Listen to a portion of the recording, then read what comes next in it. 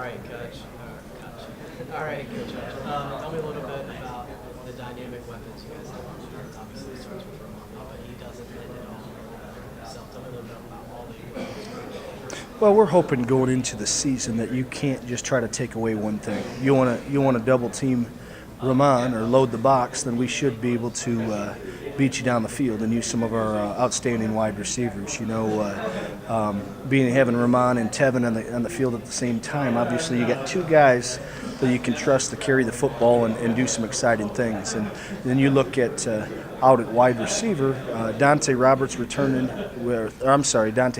returning with a lot of catches, a lot of yards. Ralph Gordon came on the last 5-6 weeks, and he ended up leading us in touchdowns and had a bunch of catches.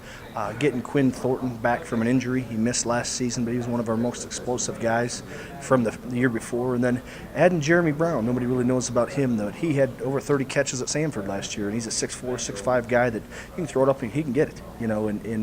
So that, with all those weapons. And then Jake Harper, our tight end, he'll be a 4-year starter. He brings kind of a toughness aspect to things where we can do some different things in a run-pass game and then also lead blocking and some of those things. So I mentioned quite a few names and have yet to even talk about the quarterback. So it all starts with Sean and the guys competing with him, but he's so smart. He's a 3'8", 3'9" student, great kid, but he makes wonderful decisions, and we can give him a couple different play calls, and he can put us in the right play, and he knows where to go with the football right at the snap. So, and again, it all rides with him and starts with him, and we're excited to have him in our backfield.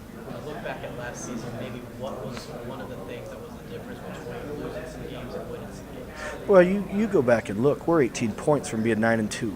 And there's first of all, it starts with coaching. We need to do a better job, and there's no excuse for us to be 5-6. We were a better team than that. We should have finished better than that. Some balls didn't quite bounce our way, but again, to put your finger on a couple things. One would be turnovers. 3 of those losses we fumbled inside the 3-yard line, and we're at Wesleyan and we just dropped the ball. We didn't even get touched, and you go back and look at turnovers is one thing. As a team, you look at our red zone. We're very poor on defense.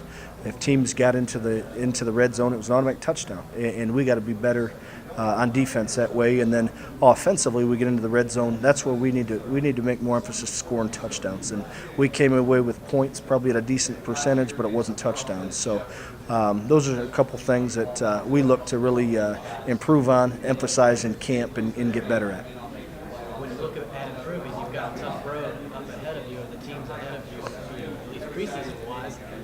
What are the challenges in front of you in terms of the Mountain East Conference and making a difference and getting those changes to result into some wins? Teams ahead of you? Well, you look at the way the rankings fall, and there's some good teams ahead of us. There's some real good teams behind us. We have the last couple of years we've started the season poor. We've not started with wins, so really all of our focus has got to be on beating Urbana and then worrying about Wesleyan. But it's got to be, a start. Let's focus on taking care of the first game, and those other teams will still be there. It's a long time before we have to worry about Shepherd or Concord, and obviously week 3 with Charleston. But we need to focus on making us a better team, doing what we're supposed to be doing, and that's game 1, and September 5th is Urbana. Great. Thanks, guys. Thank you.